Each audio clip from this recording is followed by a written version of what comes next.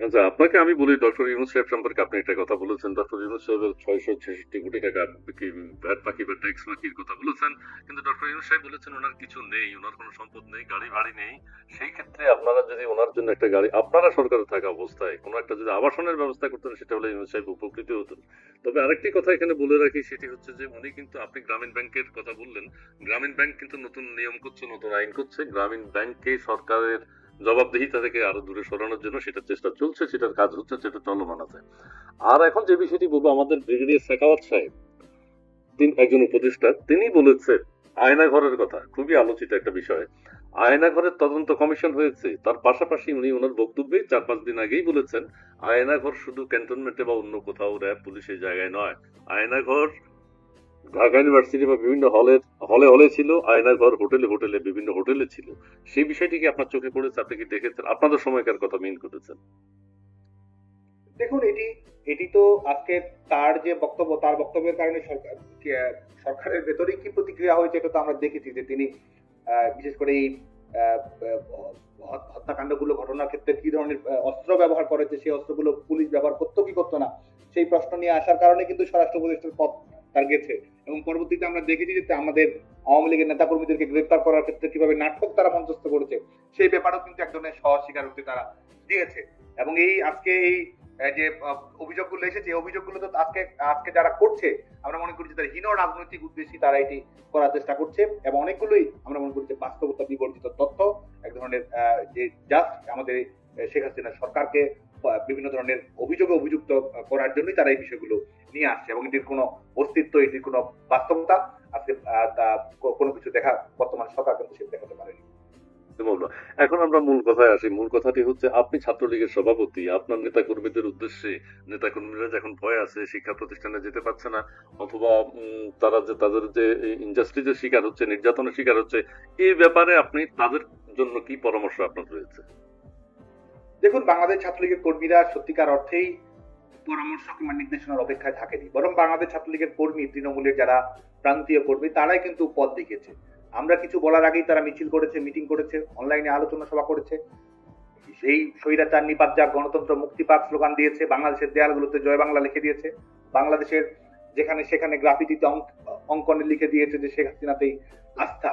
এবং এবং শিক্ষার্থীদেরকে আমরা অভিনন্দন জানাই। আজকে কিন্তু যারা সাধারণ শিক্ষার্থী, তাদেরকে তো এক ধরনের ভয়ের পরিবেশের মধ্যেই রাখা হয়েছে। কি বলবে কি বলবে না সেটি তো সম্পূর্ণভাবেই একবারে নিয়ন্ত্রণ করা হচ্ছে। মিডিয়াকে যেমন কন্ট্রোল করা হচ্ছে, ক্যাম্পাস গুলোকে কন্ট্রোল করা হচ্ছে এক ধরনের এক্সিকিউটিভ নির্বাহী বিভাগের এক্সটেনশন হিসেবে। তো সেই জায়গায়ও কিন্তু শিক্ষার্থীরা, ছেলেমেয়েরা, আমাদের বাংলাদেশ ছাত্রলীগের কর্মী যারা স্নাতকোত্তর সম্পন্ন করছে, সবাই যেন ক্লাস করতে পারে, পরীক্ষা দিতে পারে, সবাই যার যার জায়গা থেকে কিন্তু সংগঠিত করার চেষ্টা করছে। যেসব শিক্ষার্থী বরং সকল শিক্ষার্থী ছাত্রলীগ করুক আর যে কোনো সংগঠন করুক, সবার শিক্ষার অধিকার রয়েছে, সেটি নিয়ে কথা বলছে। সেই শিক্ষার্থীদেরকে কিন্তু হুমকির মুখে ফেলাচ্ছে। কথায় কথায় বলে দেওয়া হচ্ছে ফ্যাসিবাদের দোষর। যারা ফ্যাসিবাদের দোষর, যারা ফ্যাসিস্টের লাঠিয়াল বাহিনী, আজকে তারা বিভিন্ন ধরনের তকমা দিয়ে বেড়াচ্ছে, শুধুমাত্র ছাত্রলীগ নয়, সাধারণ শিক্ষার্থীদেরকে। এবং শিক্ষার্থীদের চাকরি নিয়ে হুমকি দেওয়া হচ্ছে যে এটি করলে ভবিষ্যতে এটা করা হবে, ভেরিফিকেশন আটকে দেওয়া হবে, চাকরি বাতিল করা হবে। এই ধরনের একটি ভীতিকর পরিবেশ তৈরি করা হয়েছে। বাংলাদেশ ছাত্রলীগের কর্মীদের প্রতি আহ্বান থাকবে, এবং বাংলাদেশ ছাত্রলীগের কর্মীরা ইতিমধ্যে যে লড়াইয়ের সূচনা করেছে, যে আমাদের গণতান্ত্রিক লড়াই, শুধুমাত্র আমাদের সাংগঠনিক বিষয় আশয়ের মধ্যে আমরা সীমাবদ্ধ নই। আমাদের গণতান্ত্রিক লড়াইয়ের মাধ্যমে বাংলাদেশের জনগণের মৌলিক মানবাধিকার প্রতিষ্ঠা করা, ব্যক্তি স্বাধীনতা প্রতিষ্ঠা করা, ধর্মীয় স্বাধীনতা প্রতিষ্ঠা করা, সংগঠন করার স্বাধীনতা প্রতিষ্ঠা করা, জনগণের যে মর্যাদা রয়েছে, আত্মমর্যাদা রয়েছে, যেটির মাধ্যমে গণতান্ত্রিক বাংলাদেশের পথযাত্রাটি আরো দৃঢ় হবে, সেটি পুনরুদ্ধার করে বাংলাদেশ ছাত্রলীগের লক্ষ্য। এবং আমাদের সামনে অনেকবারই আমাদের ইতিহাসের বাঁকে বাঁকে আমাদের আজকে বাধা এসেছে, বিপদ সংকুল পদ এসেছে। বাংলাদেশ ছাত্রলীগের নেতা কর্মীরা কিন্তু সমস্ত প্রতিকূল পরিস্থিতি মোকাবেলা করে বিজয়ীর বেশেই বাংলাদেশের জনগণকে অনেক কিছু উপহার দিয়েছে। স্বাধীনতা আন্দোলনে সফল হয়েছে, হানাদার বাহিনীকে পরাজিত করেছে, লড়াই সংগ্রাম করেছে। আজকে আমরা মনে করি যে আমাদের বাংলাদেশ ছাত্রলীগের নেতা কর্মীরা শান্তিপূর্ণভাবে আন্দোলন গড়ে তুলে গণতন্ত্রের প্রত্যাবর্তন বাংলাদেশে সুনিশ্চিত করবে, মৌলিক অধিকার বাংলাদেশের জনগণের কাছে ফিরে দেবে, এবং জনগণের ম্যান্ডেট প্রাপ্ত রাষ্ট্র পরিচালনা করবে। এটি বাংলাদেশ ছাত্রলীগের নেতা কর্মীকে নির্ধারণ করবে। ইতিহাসের যে মুহূর্ত বাস্তবতা আমরা রয়েছি, সামরিক স্বৈর শাসকদের বিরুদ্ধে আমরা আন্দোলন গড়ে তুলেছি, এবং এবং আমরা সফল হয়েছি। আজকে ওই ফ্যাসিস্ট স্বৈর শাসকের বিরুদ্ধে আমাদের লড়াই অব্যাহত রয়েছে। ইতিহাসের একটি গুরুত্বপূর্ণ টার্নিং পয়েন্টে আমরা রয়েছি। এই লড়াইও বাংলাদেশ ছাত্রলীগের নেতা কর্মীদেরকে জয়ী হতে হবে। আচ্ছা, আপনার কথা শুনলাম, খুবই ভালো লাগলো। আপনার কাছে আমার শেষ প্রশ্ন সেটি হচ্ছে যে এইবারে যেরকম আপনারা প্রতিষ্ঠা বার্ষিকী করেছেন ৪ঠা জানুয়ারি, আগামী দিনগুলোতে আপনাদের ভুল ত্রুটি সংশোধন করে আগামী দিনগুলোতে কি আপনারা আপনাদের প্রতিষ্ঠা বার্ষিকী আরো ঘটা করে করতে পারবেন বলে কি আপনার মনে হয়? দেখুন, প্রত্যেকটা প্রতিষ্ঠা বার্ষিকী আহ, নতুন নতুন বার্তা নিয়ে আসে, সময়ের দাবি, প্রাসঙ্গিকতা, এবং আমরা বিশ্বাস করি যে আগামী প্রতিষ্ঠা বার্ষিকী আমাদের ফ্যাসিস্ট মুক্ত বাংলাদেশে আমরা পালন করতে পারবো। আগামী প্রতিষ্ঠা বার্ষিকী আমরা গণতান্ত্রিক বাংলাদেশে পালন করতে পারবো। আগামী প্রতিষ্ঠা বার্ষিকী আমরা মুক্তিযুদ্ধের অঙ্গীকারে ঋদ্ধ বাংলাদেশে আমরা পালন করতে পারবো। আগামী প্রতিষ্ঠা বার্ষিকী বঙ্গবন্ধু কন্যা দেশরত্ন শেখ হাসিনার নেতৃত্বে বাংলাদেশের জনগণের যে উত্থান হবে, সেই উত্থানে সামিল হয়ে আমরা এই বাংলাদেশে প্রতিষ্ঠা বার্ষিকী উদযাপন করতে পারবো। আগামী প্রতিষ্ঠা বার্ষিকী বাংলাদেশের শিক্ষার্থীদের শিক্ষার অধিকার, দক্ষ মানব সম্পদে নিজেদেরকে গড়ে তোলা, উচ্চ শিক্ষা প্রতিষ্ঠানগুলোর গবেষণা, সেগুলোর নিশ্চয়তা, কর্মসংস্থানের নিশ্চয়তা, এবং একই সঙ্গে মেধা, যোগ্যতা, দক্ষতা ভিত্তিক যে প্রক্রিয়া রয়েছে সেটি সুনিশ্চিত করার মাধ্যমে আগামী প্রতিষ্ঠা বার্ষিকী আমরা পালন করবো। আগামী প্রতিষ্ঠা বার্ষিকী আমরা তারুণ্যের জাগরণ উৎসবে আমরা পালন করবো, সৃষ্টির আনন্দে বাংলাদেশের তরুণ প্রজন্মকে সাথে নিয়ে ঐক্যবদ্ধ হয়ে আমরা বাংলাদেশের তরুণ প্রজন্মের জাগরণের নবসূচনা করবো বলে বিশ্বাস করি। ধন্যবাদ। প্রিয় দর্শক, সাদ্দাম হোসেন প্রত্যাশা করছেন আগামী প্রতিষ্ঠা বার্ষিকী নব সৃষ্টির আনন্দে তারা উদযাপন করবেন, পালন করবেন। আমরা জানি না সেটা কতটুকু তারা কি করতে পারবেন, তবে একটা কথা যেটা বেরিয়ে এসছে, তারা কিছু ভুল ত্রুটির কথাও বলেছেন, যেগুলো সবাই তাকে প্রশ্ন করেন, অনেকেই বলে থাকেন, সারা দেশের মানুষই জানেন। সেই ভুল ত্রুটিগুলো সংশোধন করে আগামীতে তারা সুষ্ঠু ধারা রাজনীতিতে ফিরে আসবেন বলে আমরা আশা করি। এবং সেই সাথে ছাত্রলীগের বা ছাত্রলীগের সমর্থক যেসব ছাত্রছাত্রী শিক্ষা প্রতিষ্ঠানগুলোতে রয়েছে, তাদের অবশ্যই পড়াশোনার অধিকার দিতে হবে, এটি রাষ্ট্রের দায়িত্ব।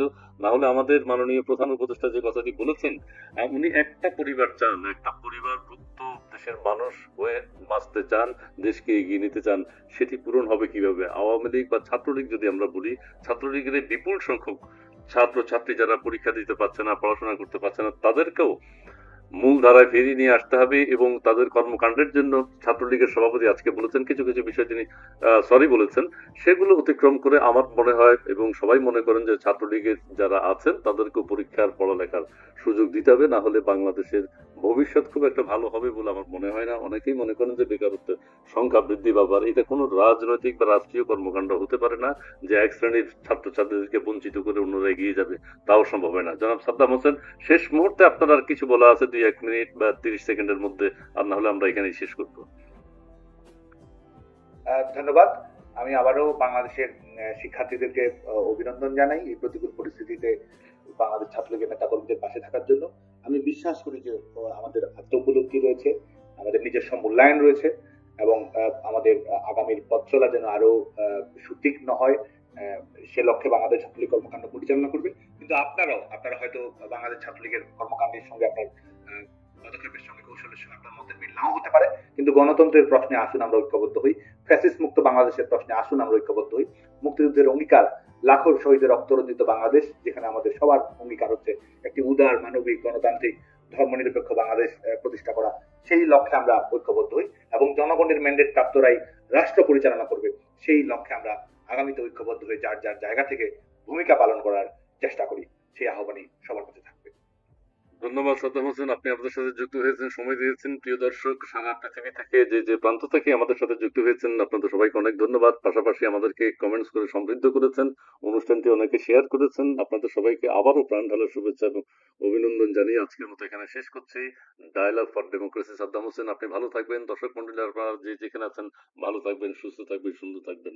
আপনাদের সবাইকে আবারও ধন্যবাদ।